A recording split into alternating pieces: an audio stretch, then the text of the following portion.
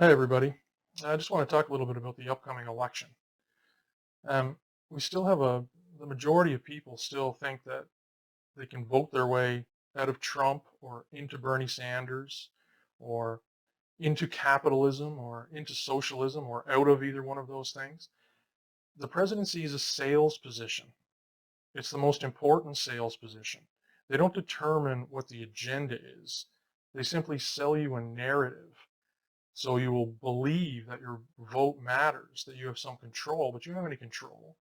Has anyone ever asked you what you wanted? And even if they did, how would you propose that would ever happen? So you're picked with choosing between the very narrow guidelines that you're provided and go, well, this guy's better than that guy. But the battle lines are set long before that.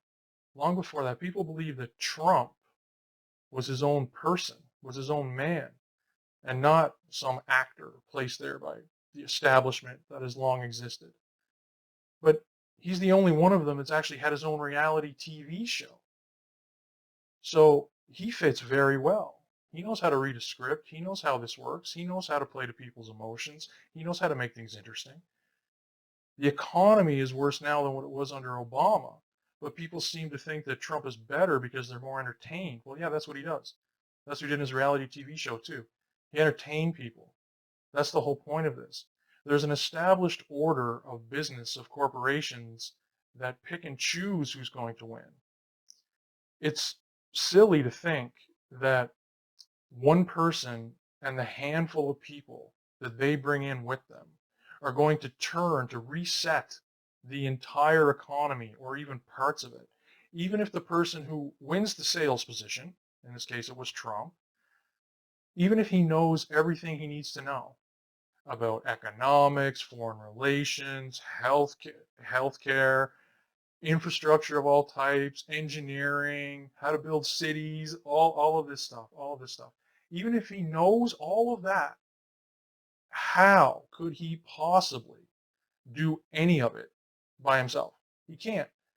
There are dozens and dozens and dozens of people who have been there, who are established, that have been there the whole time, that already have agendas, that already control what happens. One side, the blue team, has a certain narrative they sell to people, and the establishment invests in that narrative. The other side, the red team, they have a different narrative they sell to people. And the same members of the establishment also invest in that side. So no matter who wins, you're not represented because you never had any say. Nobody asks you what you would like. It's interesting to me that people get upset about what these politicians say. They're simply selling a narrative that their speechwriters have written for them based on what they have to say, based on the branch they're in. If they're on the blue team, they have to say certain things. If they're on the red team, they have to have a certain slant. They don't intend on doing any of it because they don't have any idea whether or not they can. Even if they do intend on it, I suppose. It's not up to them. It's not up to them. They're simply throwing out feelers and see what sticks. Say this, say that, see what kind of reaction we get from that. They monitor every expression when people are watching these things to figure out what's going to stick and what's not, so their speechwriters know how to adapt the role. To suggest that, Mission Impossible would have turned out differently if Tom Cruise only had to set a different line. Imagine, or saying that, or being upset because the main character in a movie said something that you didn't agree with, and thinking that, oh, maybe if he only had said something different, that the movie would have ended differently. It's a script. It's being played out. They're just selling you a narrative. I know here in Canada, people love to talk about how Justin Trudeau is the worst prime minister Canada's ever seen. There's lots of narratives about that, or maybe the worst since his father. Well, Justin and Pierre were both put into power by the same people, the same corporate group, openly, if you look into it. It's not even up for debate. Paul Desmarais picked Pierre Trudeau to run for prime minister. And after he won the job, the sales job, they were friends ever since. Up here in Canada, people are, I think, largely even far more ignorant than the United States. And we'd love to make fun of Americans for not knowing anything. At least there's some people in the United States who understand it's just all a big sham and doesn't matter. The majority of people that I talk to here that don't get it all say the same thing. Oh, we got to get Justin Trudeau out. Justin Trudeau's the biggest problem with the country. Like, how ignorant is that? Justin Trudeau was put in power by the same people who put his father in power, the same people who put conservatives in power, not just liberals, conservatives as well. They play both sides of the aisle openly and straightforwardly. But people think, well, if we just eliminate Justin Trudeau and get him out, everything will be better. The next guy is just going to play the script and play the role that he gets into. If it's a conservative, he'll play the role that the people who invested in him need him to play. If it's another liberal, then it'll be more of the same. This isn't hard to figure out. We already knew this. The only way is to completely abandon the belief that you have a say. You do not. You do not have a say. You have to stop supporting the politicians. It was completely ridiculous. The entire establishment is run based on fear. The institution of government is run based on fear, making you afraid. Newspaper, radio, like NPR, television, all news media on television especially, it's just fear. Fear. Everything's coming to kill you. Everything. People are, diseases are, dogs are, everything is coming to kill you. The nature, of course, the global warming hoax, everything is coming to kill you. You always have to be afraid of everything. You have to stop believing in that. It's all manufactured. It's all manufactured. The only thing to be afraid of is what will happen if you keep believing in the fear. You have to get past that fear. Understand that it's the only weapon they have, the only one. Fear of disease, fear of poverty, fear of dying, fear of terrorism, fear of being homeless, fear of not being able to afford a new big screen television like your friends, not being able to have a new truck or a new car. All fear. It's just fear all the time.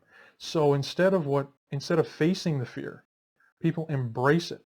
They embrace it to such a point that they say, I need to escape all of this reality. It's no good. It's no good. So they bury their heads in reality television and completely remove themselves all the time. Binge watch everything on Netflix. I'm not saying I don't watch any Netflix or Amazon Prime or things like that. I do. But I don't use it as an escape so I don't have to focus on what is true and what isn't. There's a big difference. These people sit around and watch reality television, and by these people, I mean voters. They sit around and watch reality television all the time, and then when it comes time for an election, they're out there holding placards and screaming for their favorite candidate. They have no idea. Oh, free stuff? Free healthcare?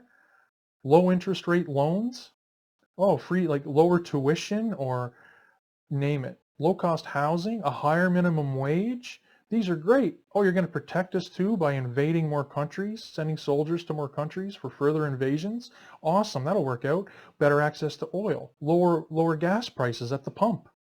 They'll believe anything based on this fear mongering. If you just focus on the truth and cut that out, you'll be a much, much happier person, because the likelihood that enough people are actually going to snap out of this programming and this trance that they've been in since they were children, through their parents and public schools, your teachers telling you about, respect police and respect all of these statist warmongers. The idea that the majority will snap out of that belief, that's not going to happen. It really isn't. People are too far gone. It's not going to happen. But that doesn't mean that we can just sit around and not do what we can do for ourselves to have the best existence. This isn't a selflessness thing.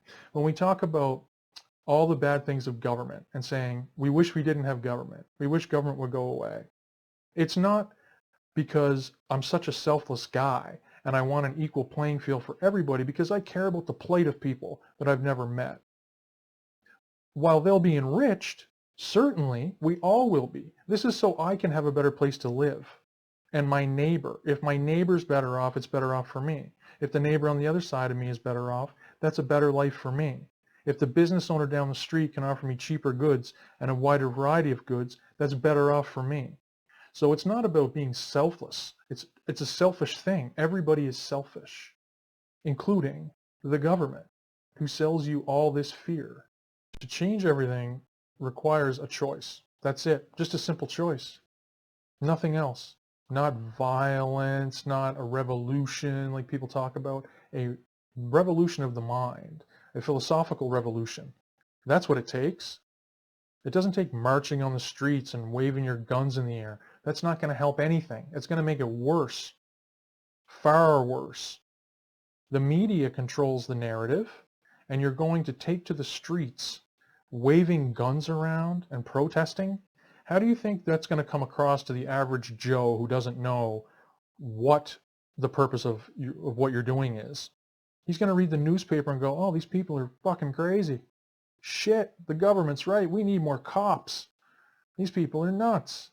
Or you can do what the establishment does and get to people's minds through media while they sit on their couch at home. The government doesn't come to your door and lobby you in your front yard no, they lobby you through the television because people are lazy and they sit on their ass and watch television. You can do the same thing through social media, through YouTube. That's part of the reason why I'm going to start this YouTube channel and talk about all kinds of different things.